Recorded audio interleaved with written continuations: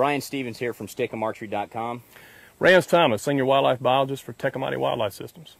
You know what, Rans, you and I have been working on this little food plot here for the past several months. Been communicating, whether it be over the phone or email. And the thing that, we really wanted to tap into your expertise is design a food plot that was really geared towards the bow hunter and really approach it from the standpoint of not a ton of resources and equipment, and really do this but the right way. And so, what we've done is really taken the right steps that we think to establish the right foundation. Absolutely. I'm fortunate enough to work with clients that have large properties, they have unlimited resources, relatively speaking, they have equipment, they have all the things that they need to really maximize herd management. But there is a large number of people out there in your situation, smaller tracts, limited resources, limited equipment, and so you have to be smart, man. You have to really take every step you can to maximize the attraction and the management of that property. Absolutely. And so, with that said, what we did is we started from identifying the food plot to, then saying, okay, what's the right seed? And that's when we really tapped again into your expertise, and we found the Lab Plus and the buck beans to be a great fit for this area, for this time of year, that can sustain the grazing. And then, we did a couple of plows just to make sure we got that foundation that we were looking for. We got a soil sample that we'll talk about to, again, ensure that we're going to have the outcome and not wasting what resources we did put into it. And then that helped us identify what kind of nutrients we needed to establish it. And I think some of these results speak for themselves, that, from going to a field of nothing but weeds and grass to chest high of Lab Plus and buck beans is really what we were hoping for. Brian, in a minute we're going to take a real close look at this food plot. But right now, let's take a look at the property, the dynamics of the property, what the herd has here to use in regards to cover and forage, water. Absolutely. Let's take a look at some satellite imagery of the property. Yeah, absolutely. And I can, walk you through what I think these deer are doing, and then really pinpoint it from a graphical standpoint. Absolutely.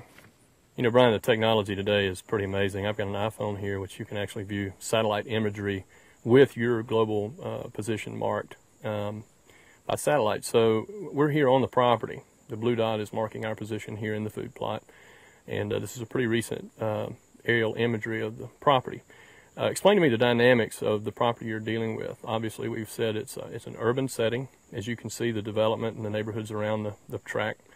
So tell me what you're dealing with here. Absolutely. What we've got here, Rans, as you can see in this little area here, we've got a pond. You've got some hardwoods that border the pond and the property. And then up over here, we've got, some horse pastures that really aren't being managed, and you've got a lot of bedding area that this grass is about chest to head high. So these deer are bedding a lot here, and they'll walk these hardwoods, and then they'll go to that water source, and then again, they'll come through this area that's got a creek, and again, work through these little funnels of trees that, have neighborhoods and things bordered. And then we've got our little food plot right here. So we've got, a bit of an oasis now that we've got enough food that's going to attract these deer as they work from these different little pockets, and again, work through these hardwoods and really parallel this creek and move through, day and night. You really do have what I would consider to be an urban oasis here for deer hunting. You've got access to the property. You have the right to hunt. It is legal to hunt with bow and arrow in this property, even in this urban setting. What happens in these urban deer herds, these urban areas, is there's very little hunting pressure. These are not considered hunting tracts, and the folks just don't hunt out of their backyard. And what happens with these deer herds is that allows for bucks to move into older age classes. So Brian, I got a good idea of the dynamics and the lay of the land. Yep. You do have what I would consider an urban sanctuary. Ideal for bow hunting for a lot of reasons. Yeah. Let's back up a little bit. Okay. You called me back in the spring. Yep. And I started working with you guys, giving you some content for the website, and providing you with information about your project here.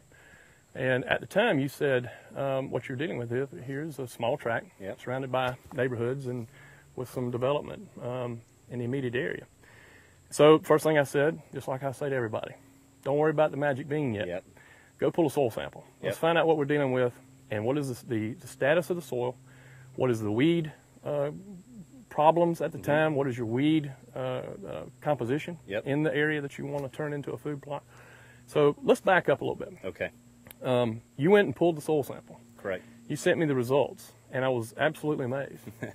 In these urban areas where you have some development, you're dealing with issues a lot of times like siltation, soil being moved, topsoil removed, bottom soil brought in, soil compaction from equipment. Yep. I was really expecting you guys to be way far behind as to where you were So and where you are. So let's look at this soil sample. You guys have a 6.5 pH. Yep. There are guys that work their butts off and put out tons of lime to get to a 6.5 Yes. or a 7, which is really your target pH. Correct. Now, the reason that's important is because if you are at the 4 and 5 pH level, which I've seen oftentimes on logging decks and sandy soils of the southeast, and you go out and you plant and you don't pay any attention to that pH and you don't try to fix that and amend that with liming, putting ag lime onto the plot, then you go out and put out 300 pounds of fertilizer, 10-10-10 or triple 19, and you plant your crop and your crop turns yellow and nothing's happening. You have wasted a lot of money and time because that fertilizer you put out gets locked up in the soil. Yep. The cation exchange locks it in that low pH, the fertilizer, the nutrients, the potassium, the nitrogen, the phosphorus. It is bound up in the soil. The plants cannot pull it out of the soil and utilize it. So you are wasting a lot of time and effort. So you got to start at the foundation, the soil quality, and it starts with pH. Yep. So you guys, you came out and you did add some lime as I recommended because the soil pH isn't locked in stone. It's not, if you say 6.5, it's not, it may not be 6.5 next year. Correct. Leaching and weathering can take the pH down again. So you want to kind of keep a presence of lime throughout your process and maintain that 6.5. And so you came out and put your lime.